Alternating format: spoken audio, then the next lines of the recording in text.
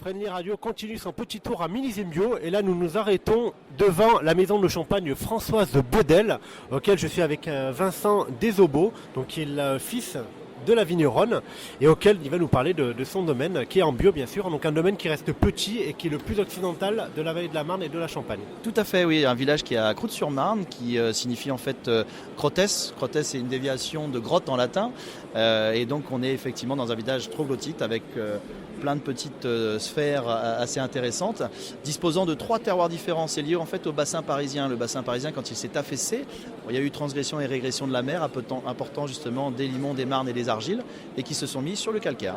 Voilà. Avec principalement du pinot meunier. Par chance, mes grands-parents ont planté 80% du domaine en pinot meunier. D'accord. Donc c'est un domaine qui est familial depuis combien de générations? Alors je suis la 3e génération, mes grands-parents ont commencé dans les années 60.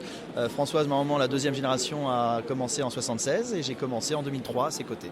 D'accord. Et aujourd'hui, combien de gammes présentez-vous Alors sur le salon, on a 5 gammes différentes, composées surtout de 2 millésimes différents, mais on a aussi une autre cuvée qui n'est pas présente, qui s'appelle Comme autrefois, et un autre grand millésime qui arrivera bientôt, aussi le millésime 96. D'accord, donc quelle est un peu la gamme coup de cœur du domaine?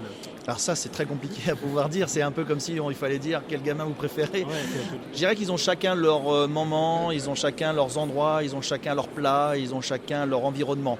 S'il y a des coups de cœur à donner, je les généraliserai. C'est un peu une réponse de Normand, je sais bien, mais allez, aujourd'hui je vais me lancer et je vais dire très gros coup de cœur sur l'âme de la terre 2002 aujourd'hui. Et demain, ça sera un autre.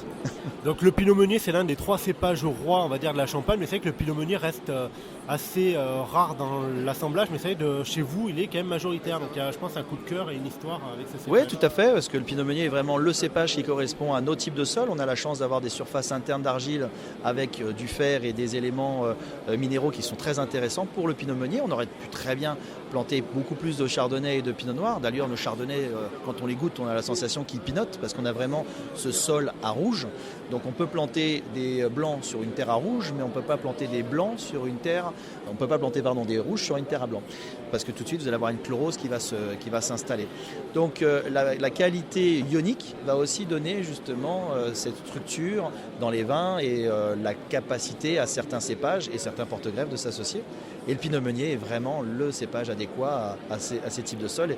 Et vraiment, on peut le définir sur des types de sols différents en plus. On a la chance justement, comme je vous disais, d'avoir 3 types de sols et on a 3 comportements différents. D'accord. Merci beaucoup Vincent et au plaisir de vous revoir. Avec grand plaisir. Merci. C'est Olivier pour Friendly Radio.